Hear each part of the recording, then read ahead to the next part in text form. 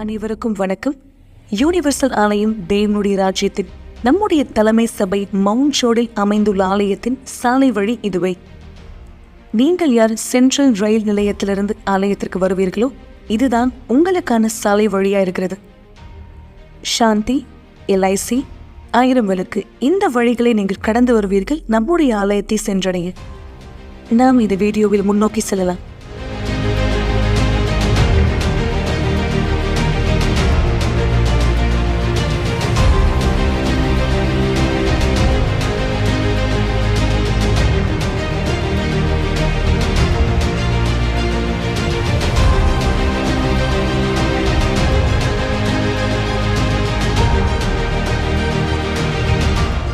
நீங்கள் யார் பேருந்தில் பயணம் செய்து ஆலயத்துக்கு வர வேண்டியதாக இருக்கிறதோ இப்பொழுது நீங்கள் பார்க்க போகிற இந்த பேருந்து நிறுத்தம் இந்த இடத்தில்தான் ஆனந்த் தியேட்டர். இந்த பேருந்து நிறுத்தம் தான் உங்களுக்கானது. நீங்கள் ஆலயத்திற்கு வருவதற்கு இங்குதான் இறங்க வேண்டும். இந்த இடத்தில் நீங்கள் இறங்கின பிற்பாடு இதற்கு எதிரில் உங்களால் ஆலயத்தை பார்க்க முடியும். ஹெல்ப் சென்டர், நம்முடைய உதவி மையம் இந்த இடத்தில் இருக்கிறது.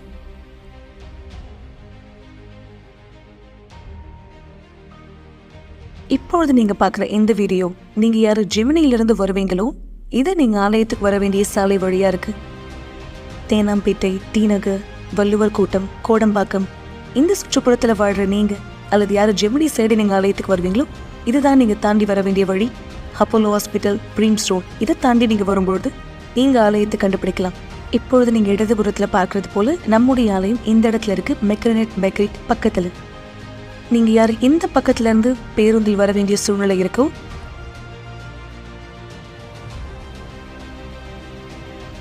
இப்போது நீங்கள் பார்க்க போகிற இந்த பேருந்து நிறுத்தம் தான் உங்களுக்கானது. இந்த இடத்துலேருந்து இறங்கி இதற்கு பின்பாக நீங்கள் நடந்து வரும்பொழுது ஆலயத்தை கண்டுபிடிக்கலாம். நீங்கள் இந்த மேப்பில் பார்க்குறது போல் பஸ் ஸ்டாண்ட்லேருந்து நீங்கள் ஆலயத்தை கண்டுபிடிக்க. நன்றி.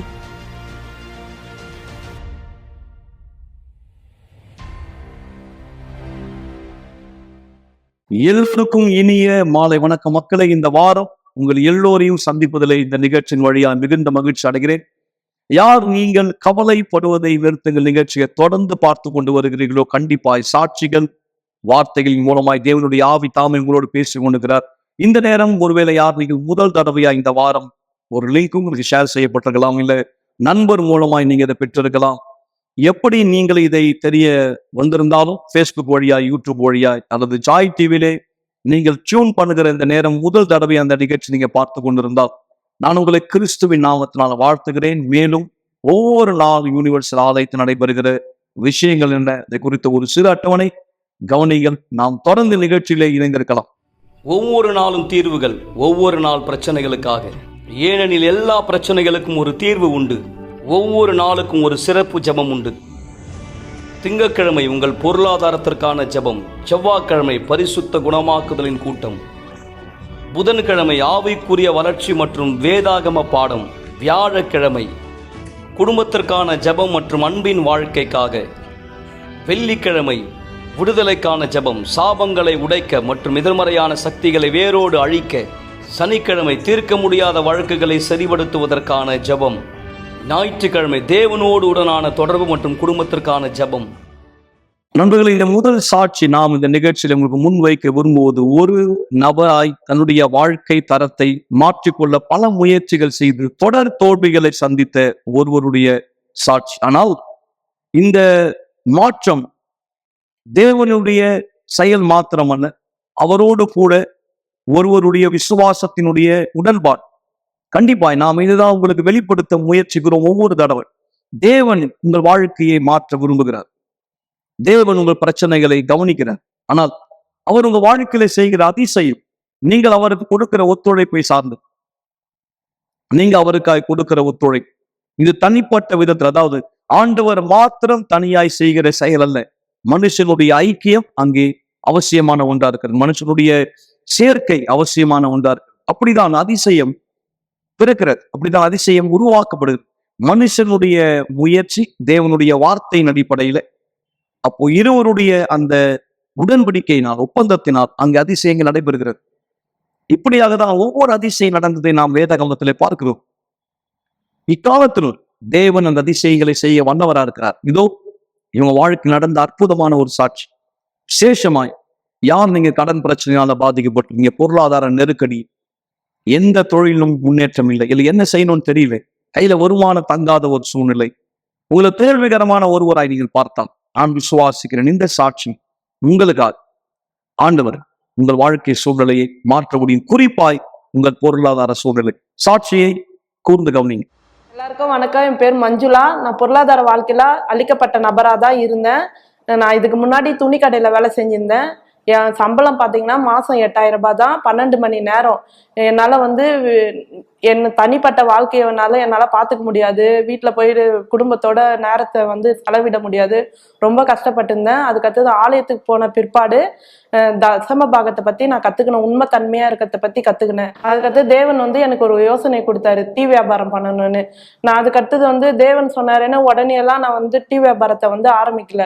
யோசித்தேன், என்னடா டீ வியாபாரம், நம்ம இதுக்கு முன்னாடி வேலைக்கு தானே போயிருந்தோம், இப்போ எப்படி நம்ம டீ வியாபாரத்தை ஆரம்பிக்கிறது? எனக்கு வந்து டீ கூட போட தெரியாது, எப்படி டீ போடுறது கூட தெரியாது, நம்ம எப்படி டீ வியாபாரத்தை வந்து பண்ணலான்னு யோசித்தேன். அதுக்கடுத்து எங்கள் அம்மா கிட்ட போய் கேட்டேன், அம்மா நான் வந்து டீ வியாபாரம் பண்ண போகிறேன், இதோட நான் வேலைக்கெல்லாம் போகிறதா இல்லைம்மான்னு. எங்கள் அம்மா என்ன சொன்னாங்கன்னா, உனக்கெல்லாம் அதெல்லாம் வந்து செட் ஆகாது, நீ அதெல்லாம் போட தேவையில்ல, நீ வேலைக்கே போன்னு சொன்னாங்க. அப்போ கூட நான் வந்து யோசித்தேன், இல்லை தேவன் சொல்லியிருக்காரு, எதுக்காக சொன்னாருன்னு எனக்கு தெரியாது, ஆனால் வந்து நம்ம பண்ணணும், டீ வியாபாரம் கண்டிப்பாக பண்ணணும்னு. அதுக்கடுத்து எங்கள் அம்மா கிட்ட போயிட்டு நான் கேட்டேன், அம்மா எனக்கு வந்து டீ மட்டும் போட்டு கொடுக்குறியாம்மா, நாங்கள் எடுத்துகிட்டு போயிட்டு நான் கொடுத்துட்டு வரேன்னு சொன்னாங்க. அதுக்கடுத்து எங்கள் அம்மா என்ன சொன்னாங்க, நான் வேலைக்கு போயிட்டு வந்து தான் போட முடியும், பரவாயில்ல நீ வேலைக்கு போயிட்டு வந்து நீ போட்டு கொடு, நான் எடுத்துகிட்டு போய் கொடுக்குறேன்னு. ஆனாலும் நான் அப்போ வந்து டீ வியாபாரம் பண்ண சொல்ல என்கிட்ட வந்து நான் சைக்கிள் கூட இல்லை, நான் போய் டீ எப்படி போய் விற்கிறது, நடந்தே தான் போய் டீ வித்துட்டு வந்தேனே. ஒரு 3 கிலோமீட்டர் இருக்கும், 3 கிலோமீட்டர் நடந்தே தான் போய் டீ விற்றேன். அதுக்கடுத்தது வந்து சைக்கிள்லையாவது போயிட்டு டீ விற்கலான்னு சொல்லிட்டு சைக்கிள் வாங்கினேன். சைக்கிள் வாங்கிட்டு சைக்கிளில் போயிட்டு டீ விற்றுந்தேன். ஆனாலும் சைக்கிளில் போய் விற்க சொல்ல கூட பல மக்கள் என்னை பார்த்து, இன்னும் நீ வேலைக்கு தானே போயிருந்த, துணிக்கடையில் வேலை செஞ்சது, என்னாச்சு உனக்கு, ஏன் நீ அங்கே போக மாறுற, துணிக்கடைக்கு வேலைக்கு போகலாம்ல, ஒரு பொம்பளை பொண்ணா இருந்துன்னு அசிங்கன்றது என்னன்னே தெரியாது அவனுக்கு, ரோட்டில் போய் டீ வித்துன்னு இருக்கிறேன்னு சொன்னாங்க. அப்போ கூட அவங்க சொன்னா கூட பரவாயில்ல, நம்ம தேவன் சொல்லியிருக்காரு, எதுக்காக சொன்னாருன்னு எனக்கு தெரியாது, ஆனால் நான் டீ விற்க போறேன், அவங்க எது பேசினாலும் பரவாயில்ல. எங்க குடும்பத்தாரும் சொன்னாங்க, என்ன இந்த பொண்ணு பொம்பளை பொண்ணா இருந்து, எல்லாருமே வந்து எங்க குடும்பத்தார்கிட்ட கூட சொன்னாங்க, என்ன ஒரு பொட்டை பொண்ணு வச்சுன்னு இப்படி போயிட்டு நீங்க போய் டீ விற்க சொல்றீங்களே, அசிங்கம் இல்லையான்னு. அது எங்க கேக்குது, அது போய் டீ விற்குது, நாங்க என்ன பண்ண முடியும்? எங்க வீட்லயே என்ன போட்டு சண்டை போட்டாங்க என் கூட. அப்ப கூட நான் அவங்க பேச்சை கேட்கவே இல்லை. தேவன் சொல்லியிருக்காரு, எதுக்காக சொன்னாருன்னு சொன்னேன். நான் அவங்க கிட்ட சொல்லிட்டு நான் டீ விற்க போனேன். அதுக்கடுத்தது வந்து சைக்கிள்ல போயும் பல பிரச்சனை. நான் போற வழியிலேயே வந்து டீ வந்து நான் சைக்கிள்ல ஓட்டின்னு போக சொல்ல சரியா கட்ட நான் டீ ஓப்பன் ஆகி திறந்து கீழே ஊத்திக்கும், இல்லைன்னா கீழே டப்பாவோட அப்படியே டீ கேனோட கீழே சாஞ்சிக்கும். வீட்டுல போய் சொன்னா அவங்க என்ன சொல்லுவாங்க, என்ன நீ எதுக்கு போயிட்டு இதெல்லாம் செய்யற, உனக்கு எல்லாம் இதெல்லாம் தெரியாது, செட் ஆகாது, உனக்கு எப்படி பத்திரமா பாத்துக்கணும், எப்படி போய் கேர்ஃபுல்லா போய் டீ வித்துட்டு வரணும், அதெல்லாம் உனக்கு பேச தெரியாது, சொல்ல தெரியாது, நீ அங்கெல்லாம் போவாதன்னு சொன்னாங்க. ஆனாலும் அவங்க திட்டினாலும் பரவாயில்ல, நம்ம செய்யணும், தேவன் எதுக்கு சொன்னாருன்னு தெரியல, நம்ம செய்யணும்னு சொன்னேன். அதுக்கடுத்து தேவன் வந்து எனக்கு யோசனை கொடுத்தாரு, வண்டி வாங்கணும்னு. அப்புறம் நான் யோசிச்சேன், வண்டியே எனக்கு ஓட்ட தெரியாது, நான் வண்டி வாங்கி என்ன பண்ண போறேன். ஆனாலும் தேவன் வந்து சொன்னாரு, நீ வண்டி வாங்கி வண்டியில எடுத்துட்டு போன்னு சொன்னாரு. அப்புறம் என்ன பண்ணேன், நான் வந்து தேவன் கிட்ட ஜெபம் பண்ணேன். வீட்லயும் போய் சொன்னேன், அம்மா நான் வண்டி வாங்க போறேன். வீட்லயும் சொன்னாங்க, வண்டியே உனக்கு ஓட்ட தெரியல, சைக்கிளே சரியா ஓட்ட தெரியலன்னு டீ ஊத்திட்டு கீழே எல்லாம் ஊத்திட்டு வர, சரியாவே டீ வித்துட்டு வீட்டுக்கு வர மாதிரி கீழே ஊத்திக்கிச்சு சொல்றேன், ஏதோ ஒரு பிரச்சனை டெய்லியும் வந்து சொல்றேன், இந்த பிரச்சனை அந்த பிரச்சனைன்னு, நீ எப்படி பைக்ல ஓட்டுவ, வேணான்னு சொன்னாங்க. ஆனாலும் நான் முடிவு பண்ணேன், தேவன் சொல்லியிருக்காரு நம்ம பைக் வாங்கணும். தேவன் தான் எனக்கு வந்து உதவி செஞ்சாரு பைக் வாங்குறதுக்கு. பைக்கே உண்மையா எனக்கு ஓட்டவே தெரியாது, எப்படி ஓட்டணும், சைக்கிள் வேணா ஓட்டுவேன், ஆனா நான் வந்து ஒரே நாள்ல ஒரு நாள் தான் எனக்கு கத்து கொடுத்தாங்க. ஆனா நான் இப்ப பைக் ஓட்டி கத்துக்கினேன். இப்ப பைக்ல தான் டீ வியாபாரம் பண்றேன். என் டீ வியாபாரம் வந்து ஆசீர்வாதமா இருக்கு. தேவன் வந்து என்னுடைய பண வாழ்க்கையை வந்து ஆசீர்வதிக்கப்பட்ட வாழ்க்கையா வச்சிருக்காரு. அது மட்டும் இல்ல, இன்னைக்கு என் பண வாழ்க்கை ஆசீர்வாதமா இருக்கு. யாரெல்லாம் கேலி செஞ்சாங்களோ அவங்க முன்னாடி வந்து நான் ஆசீர்வாதமா இருக்கேன். அது மட்டும் இல்ல, அதுக்கு முன்னாடி வந்து 12 மணி நேரம் வேலை பார்ப்பேன், 8000 ரூபாய் தான் சம்பளம். இப்போ வந்து 4 மணி நேரம் தான் வேலை செய்யறேன், என் லாபமே 30,000 சம்பளம் தராரு. ஆனா நான் யோசித்தேன், தேவன் வந்து எதுக்காக வந்து என்ன இந்த வியாபாரம் செய்ய சொன்னாருன்னு நான் யோசித்தேன். ஆனா இப்பதான் எனக்கு தெரியுது, அவர் என்ன ஆசீர்வதிக்க தான் இந்த வியாபாரம் வந்து செய்ய சொன்னாருன்னு. மத்தவங்க முன்னாடி நான் சாட்சியா இருக்கேன். என்ன கேவலமா பேசின மொத்தியிலலாம் நான் என்னை வந்து சாட்சியா நிறுத்தியிருக்காரு தேவன். பண வாழ்க்கையில மட்டும் இல்ல, ஆவிக்குரிய வாழ்க்கையில நான் ஆசீர்வாதமா தான் இருக்கேன். நான் ஆலயத்துக்கு வர்றதுக்கு முன்னாடி வந்து செய்வின பிரச்சனையோட, அசுத்தாவி பிரச்சனையோட தான் ஆலயத்துக்கு வந்தேன். அது மட்டும் இல்லாத எங்க அம்மாக்கும் டிபி பிரச்சனை. இந்த பிரச்சனையில இருந்தெல்லாம் தேவன் வந்து எங்களை விடுதலை ஆகினாரு. இப்போ வந்து நாங்க எந்த ஒரு பிரச்சனையும் இல்லாத சமாதானமா இருக்கோம். எல்லாத்துக்கும் மேல தேவனுடைய பரிசுத்த ஆவி என்னோட இருக்காரு. நான் எப்படி அவரை சோதிச்சேனோ அது போல நீங்களும் சோதித்து பாருங்க. தேவன் வந்து நிச்சயமா உங்க வாழ்க்கையை ஆசீர்வதிப்பாரு.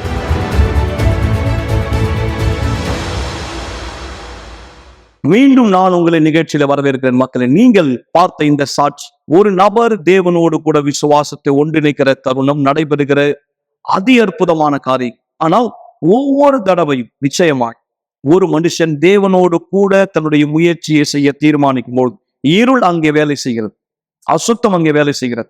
அந்த நபருடைய முயற்சியை தடுக்கும்படி அந்த நபரை முயற்சியில சோர்ந்து போக செய்யும். அதாவது சில நேரம் ஒரு தடவை தோல்வி அடையும் போது, 2 தடவை தோல்வி அடையும் போது, 3 தடவை தோல்வி அடையும் போது கண்டிப்பாய் மனநிலை என்ன? இந்த காரியத்தை விட்டுறலான்ற ஒரு மனநிலை, இனி இது தேவையில்லை என்ற ஒரு மனப்பான்மை இல்லையா? அப்படியாக தான் இந்த காரியங்கள், அதாவது அதிசயங்கள் மனுஷர் வாழ்க்கையில தவற விடப்படுகிறது. சில தோல்விகள்ல மக்கள் சோர்ந்து போயிடுறாங்க. ஆனால் அந்த தோல்விகள் அடையாளமா இருக்கிறது, நீங்கள் வெற்றி பெற முடியும். ஆனால் விஷயம், நீங்க இந்த தோல்விகளை மீறி செல்ல வேண்டும். முயற்சியிலே பலவீனம் அடையக்கூடாது. எனவேதான் இது வெறும் ஒரு தனிப்பட்ட முயற்சி மாத்திரமல்ல, ஆவிக்குரிய பின்னணி இருக்கிறது உங்களுடைய முயற்சிகளுக்கு தடைகளை கொண்டு வரும்படி. அந்த ஆவிக்குரிய அடையாளங்கள் என்ன? ஒரு சிறு விளக்கத்தின் வீடியோ நீங்க பார்க்கும்படி விரும்புகிறேன். இந்த அடையாளங்களை நீங்கள் பார்த்தால் கண்டிப்பாய் நீங்கள் எங்களோட விடுதலையின் ஜபத்திலே விசேஷமா இணையும்படி நான் உங்களை வரவேற்கிறேன். உங்களுக்கு ஆலோசனை தேவையானால் இப்போதும் நீங்கள் தொலைபேசி எண்ணை குறித்துக் கொள்ளுங்கள், வாட்ஸ்அப்ல செய்தி அனுப்புங்கள், தொடர்பு கொள்ளுங்கள். உங்களுக்கான ஒரு ஆலோசனை கொடுக்க தேவனுடைய ஊழியக்காரர் தயாரா இருப்பார். ஆவிக்குரிய அடையாளத்தின் பாதிப்பை நாம் பார்க்கலாம். உங்களால் தூங்க முடியவில்லை, ஆனால் அலாரம் ஆஃப் ஆகி விடுகிறது. பிற்பாடு மிக அலுவலான வேலையை செய்ய நீங்கள் தோன்றுகிறீர்கள். ஏராளமான காஃபி, எனர்ஜி ட்ரிங்கை உட்கொண்டு அந்த நாளை நீங்கள் கடந்து செல்கிறீர்கள். இழந்தவராய் இப்படியாவது அவங்க வாழ்க்கை சென்ற வருடம் முழுவதும் இருந்தது. நாளை உறங்க முடியவில்லை என்பது சாதாரணமான ஒரு விஷயம் அல்ல. இது மாத்திரம் நீங்கள் சந்திக்கிற பிரச்சனைகள் அல்ல. வீட்டில் நீங்கள் பார்க்கிற அந்த நிழல்களை பற்றி என்ன சொல்வது? அப்படி அதிலிருந்து நீங்கள் விடுபட போகிறீர்கள். மீண்டும் நேற்று ராத்திரி உடலில் அழுத்தத்தை உணர்ந்தீர்கள், இருக்கப்படுவதை போல உணர்ந்தீர்கள். தூக்கத்திலே முரமானதை போல உங்களால் அசையவோ அல்லது கத்தவோ கூட முடியவில்லை. உங்கள் உயிரே கூட போகக்கூடிய அளவிற்கு காலை வேலை வருகிறது, மீண்டும் அலாரம் ஆஃப் ஆகிறது. நீங்கள் பரபரப்பான அலுவலை மீண்டும் துவங்குகிறீர்கள். இது பேசுவதற்கு மிக கடினமான ஒரு சூழ்நிலை. இந்த வழக்கமான தொடர்கதை விட்டு வெளியே வர வழி உண்டா? டிவி தானாகவே ஆஃப் ஆகி விடுகிறது. வீட்டில் தனியே இருந்தாலும் கூட யாரோ ஒருத்தர் உங்கள் பொருளை மாற்றி மாற்றி வைக்கிறார்கள். நீங்கள் ஆவிக்குரிய தாக்குதலுக்கு பாதிக்கப்பட்டிருக்கிறீர்கள்.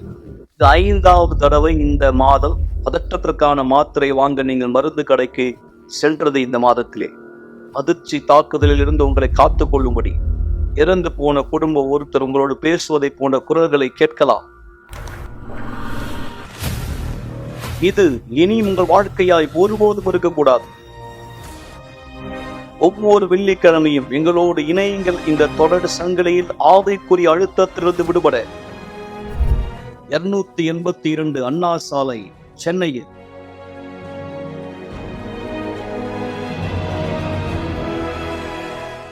மீண்டும் நான் உங்களை வரவேற்கிற மக்களை. நாளை செவ்வாய்க்கிழமை குணமாக்குதலுக்கான சிறப்பு கூட்டம் ஆலயத்தில் நடைபெறப் போகிறது.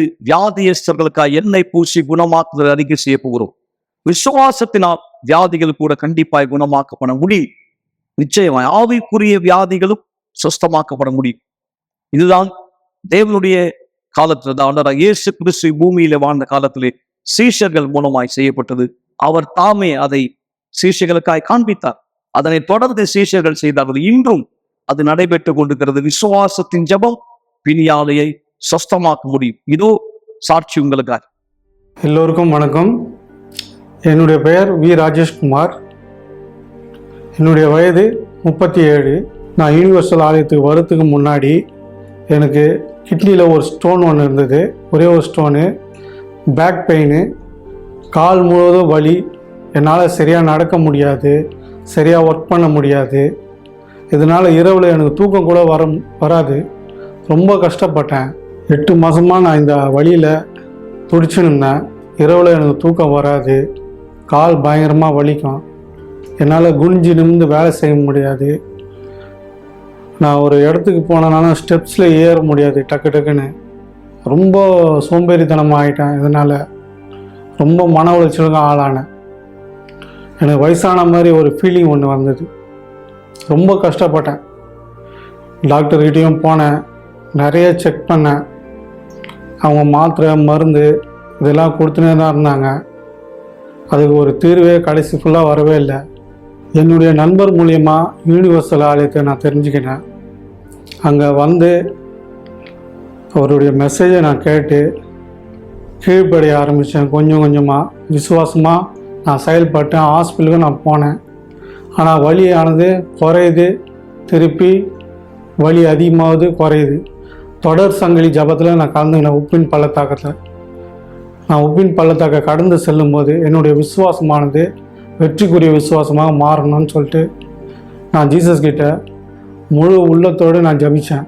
என்னோடய ஜபமானது இன்றைக்கி பரிபூர்ணமான சொஸ்தம் அடைஞ்சு அந்த வலி அந்த வியாதி எதுவுமே இல்லை. என்னால் ஸ்பீடாக நடக்க முடியுது. எந்த ஒரு வேலையாக இருந்தாலும் குனிஞ்சு இருந்து வேலை செய்ய முடியுது. எனக்கு நிம்மதியான ஒரு உறக்கம் கிடைக்கிது. இது எல்லாமே ஜீசஸ் தான், வேறு ஒரு எந்த ஒரு மாற்றமும் இல்லை. அதே நேரத்தில் மருத்துவர் கொடுத்த ஆலோசனையும் நான் கரெக்டாக ஃபாலோ பண்ணணும், அதையும் உணர்த்தினார் ஆண்டவர் எனக்கு. என்னை போல் நிறைய பேர் உடம்பாலையும் மனசாலையும் பாதிக்கப்பட்டிருக்கலாம். இந்த கிட்னியில் இருக்கிற ஸ்டோன் மாதிரி, பேக் பெயின், நடக்க முடியாத, இந்த மாதிரி இந்த வயசுலேயே இந்த ப்ராப்ளம் வரும்போது நம்ம மைண்ட் டிப்ரெஷன் கூட ஆளாகலாம். நம்மளுக்குள்ள உணர்வுன்றது மாற்றத்தை உண்டாக்கும். நம்ம செய்ய முடிகிற காரியம் கூட சோர்வுத்தனமாக ஆகிடும் இந்த மைண்ட் டிப்ரெஷனால். என்னடா இந்த வயசுலேயே இப்படி ஆயிடுச்சேன்னு சொல்லிட்டு. அதை காட்டிலும் எனக்கு ஆண்டவர் பண்ண அற்புதமானது நாளைக்கு உங்களுக்கும் நடக்கும்னு நான் விசுவாசிக்கிறேன். இதுக்கு எடுத்துக்காட்டு தான் என்னோட சாட்சி. எனக்கு பண்ண அதிசயத்தை நாளைக்கு உங்களுக்கும் பண்ணுவாருன்னு நான் விசுவாசிக்கிறேன். தேவனுக்கு நன்றி. நாம் இந்த நிகழ்ச்சியினுடைய இறுதியில வந்திருக்கிறோம் மக்களை. இந்த தருணத்திலே நான் ஒரு மிக முக்கியமான சாட்சி நீங்க கவனிக்கும்படி விரும்புகிறேன். ஆவிக்குரிய பாதிப்பை பார்த்த நீங்கள், அந்த பாதிப்பினால் தாக்கப்பட்ட ஒருத்தர் வாழ்க்கை பரிசுத்தாவின் வல்லமையால் எப்படி திருக்கப்பட்டது, தேவனுடைய வல்லமை ஒருத்தர் வாழ்க்கை உள்ளும் புறம்பும் மாற்ற முடியும் என்பதற்கு இந்த சாட்சி சிறந்த ஆதாரம். கூர்ந்து கவனிங்க. தொடர்ந்து நிகழ்ச்சியில் இணைந்திருக்கலாம்.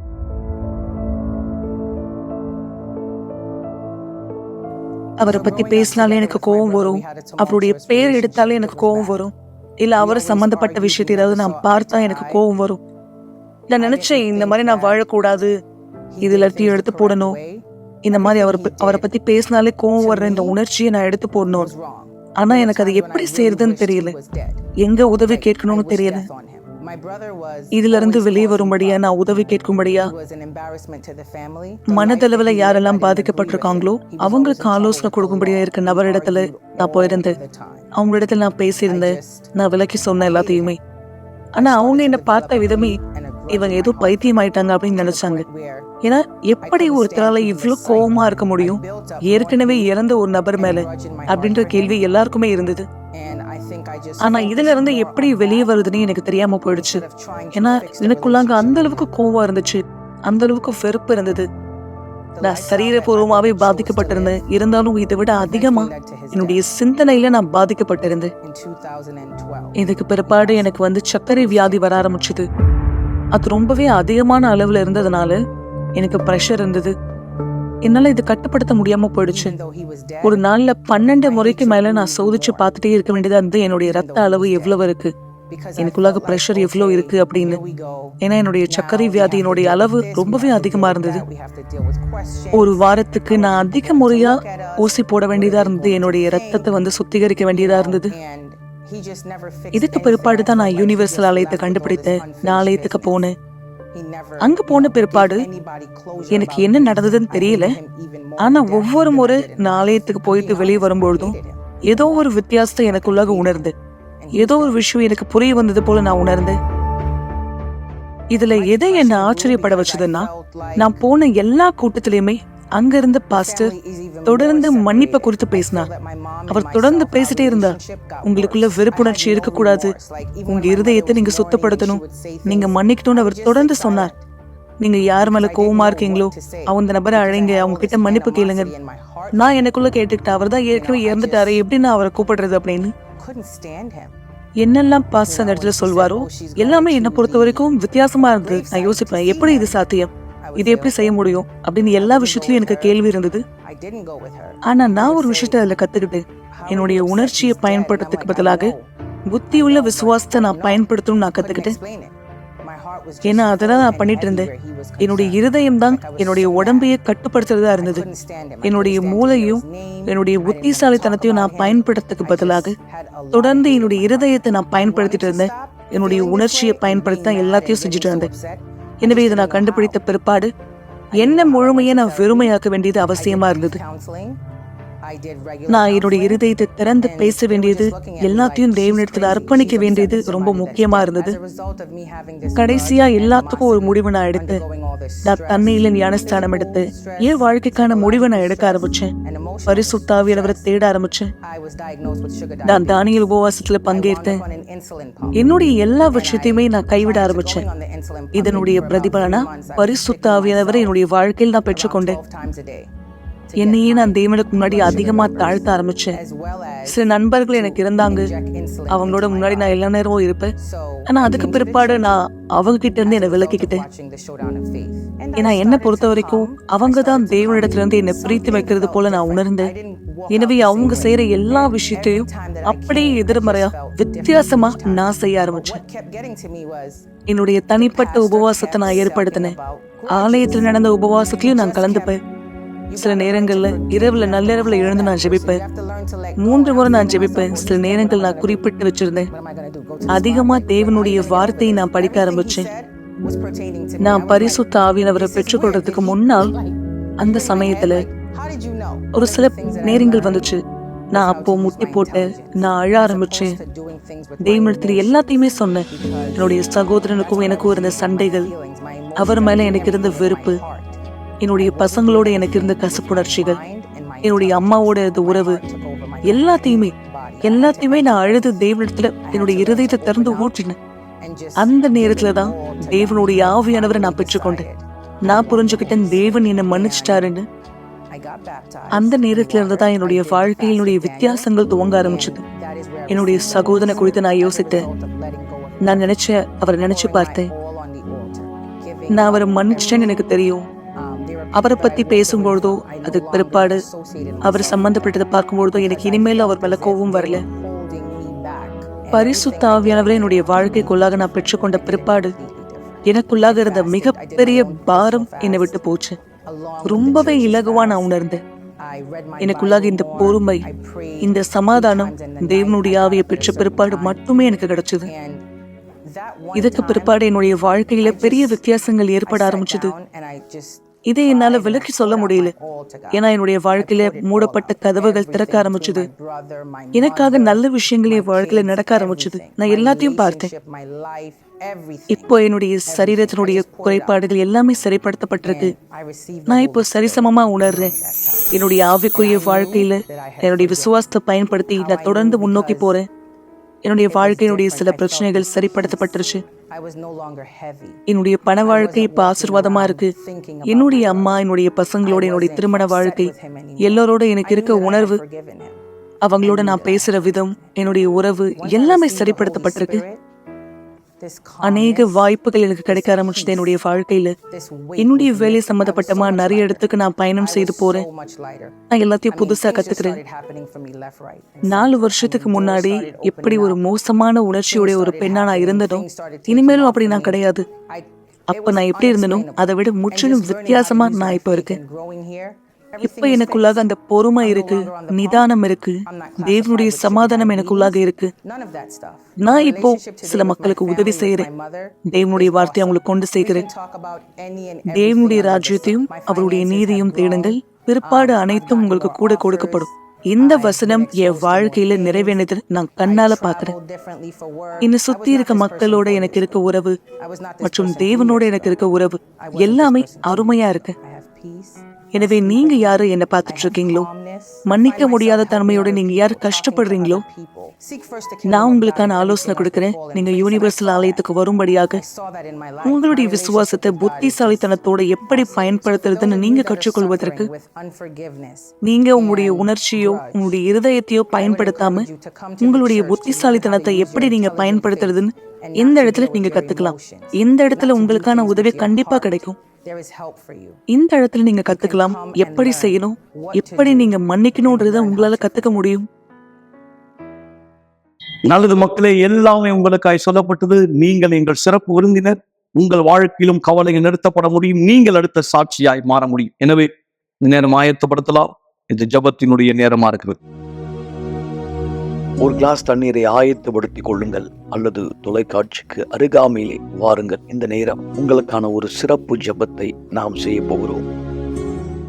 சர்வ வல்லவரே இயேசு கிறிஸ்துவின் நாமத்தினால் இந்த நேரம் இந்த சாட்சிகளின் வழியாய் மக்களுக்கு நீர் வெளிப்படுத்தியிருக்கிறீர்.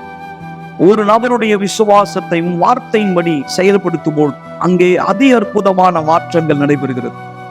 அதி அற்புதமான மாற்றங்கள் தேவை. நீர் மனுஷனை படைத்த நாள் முதல் எதையும் தனியே செய்ய விரும்பவில்லை. எல்லாவற்றையும் மனுஷனுடைய ஐக்கியத்தோடு சேர்ந்து செய்தீர். அதாவது அவனுடைய வாழ்க்கை தரத்தை மாற்றுவதனுடைய விருப்பத்தை நீ வெளிப்படுத்தியிருக்கிறீர். அப்படியாக தான் முன்னோர்கள் நற்சாட்சி பெற்றார்கள். இதோ இந்த நிகழ்ச்சியிலே ஒளிபரப்பப்பட்ட சாட்சிகள் அதை மீண்டும் ஊர்ஜிதப்படுத்துகிறது, நிரூபிக்கிறது. இன்றைக்கு யாரெல்லாம் இந்த நிகழ்ச்சியை கேட்டுக்கொண்டிருக்கிறார்களோ, பல நெருக்கடியிலே, வியாதி படுக்கையிலே, குடும்ப பிரச்சனை மத்தியிலே, மனசு சோர்ந்து போய் தோல்விகரமான ஒரு மனநிலையிலே, பரிதவிப்பான ஒரு மனநிலையிலே, ஆண்டவர் இந்த நேரம் உதவியின் கரம் நீட்டப்பட இந்த தண்ணீரை நான் அபிஷேகிக்கிறேன், ஆசீர்வதிக்கிறேன் ஆண்டவராக இயேசுவின் பெயரால். இதிலிருந்து பதுங்குகிறவர் தனக்குள்ள இருக்கிற எல்லா சலிப்பு, விரக்தி, கவலைகள், பலவீனத்திலிருந்து கட்டவிழ்க்கப்படும். வியாதியஸ்தர்கள் சொஸ்தமடையும். எல்லா எதிர்மறை சக்திகள் நீக்கப்படும். தோல்விகரமான மனநிலை மாறட்டும். ஒரு புது வாரத்தை துவங்கட்டும். தேவன் ஆண்டவராக இயேசுவின் பெயரால் இந்த ஜபத்தின் மூலமாய் நீரதை செய்வதற்காய் நன்றி செலுத்துகிறேன் பிதா. ஆம், ஆசீர்வாதமான தண்ணீரை பருகுங்கள். இந்த நேரம் ஜீவன் உங்களுக்குள் இருக்கிறது, பலம் உங்களுக்குள் இருக்கிறது. நண்பர்களே, நாளை இந்த வாரம் முழுவதுமே தொடர்ந்து எங்களோட நிகழ்ச்சியில் இணைந்திருங்கள். மேலும் நீங்கள் எங்களுடைய ஆலோசனை பெற்றுக்கொள்ள விரும்பினால் நேரடியாய் கிளை சபைக்கு அல்லது இங்கே தலைமை சபை மவுண்டோடுக்கு வர விரும்பினால் நீங்கள் எங்கள் சிறப்பு விருந்தினர். மேலும் மும்பையிலும் ஹைதராபாத்திலும் கூட நம்முடைய ஆலயம் இருக்கிறது. நீங்கள் அதை கொண்டு மேலும் விளக்கங்களுக்கோ விவரங்களுக்கோ எங்களை அணுக விரும்பினால் தாராளமாய் நீங்கள் செய்யலாம். ஆசீர்வாதமான இரவா இருக்கட்டும். தேவன் உங்களை ஆஸ்வதிப்பார். ஒரு நாள் நீங்க கடைசியா இந்த உலகத்துல எழுந்துப்பீங்க. அந்த நாள் கடைசியான நாளா இருக்கும்.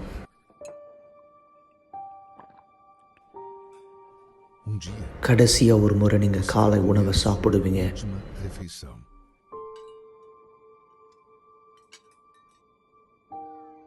ஒரு நாள் உங்க குடும்பத்தினுடைய முகத்தை கடைசியா நீங்க பார்ப்பீங்க.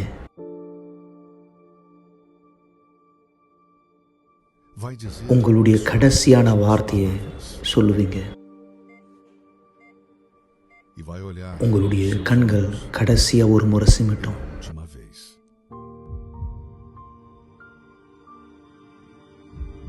உங்க இருதய துடிப்பு கடைசியா ஒரு முறை துடிக்கும்.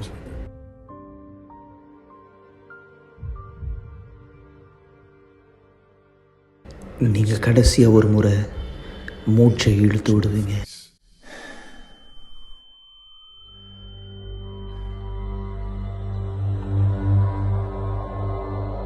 அந்த நேரம் உங்களுடைய ஆவிக்குரிய கண்களை திறக்கப்படும்.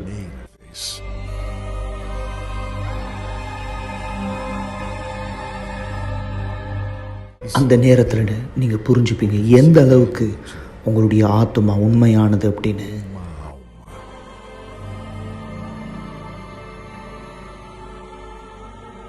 அந்த நாள் இந்த பூமியில நடந்தது எல்லாமே உங்களுடைய ஆத்மாவை காப்பாற்ற மட்டும் நீங்க புரிஞ்சுப்பீங்க. கடைசியா ஒரு முறை நீங்க அதை பார்க்குற நேரம் உங்க ஆத்மாவை வந்து கொண்டு போறது யாரு? அந்த நேரம் நீங்க யார்கிட்ட உங்க நேரத்தை கொடுத்தீங்களோ, யார்கிட்ட உங்க நாளை கொடுத்தீங்களோ, யார்கிட்ட உங்க விருப்பத்தை செஞ்சீங்களோ, யாரை நீங்க வணங்குனீங்களோ, இந்த வாழ்க்கையில இது உங்களை பதட்டப்படுத்துதா இல்லை இது உங்களை உறுதிப்படுத்துதா? உங்கள் கடைசி நாள் இந்த பூமியில் உங்களுடைய முதல் நாளாக அமைய போது பரலோகத்தில் தேவனோடு சந்தோஷமா அல்லது நித்திய கால மரணம் நரகத்தில்?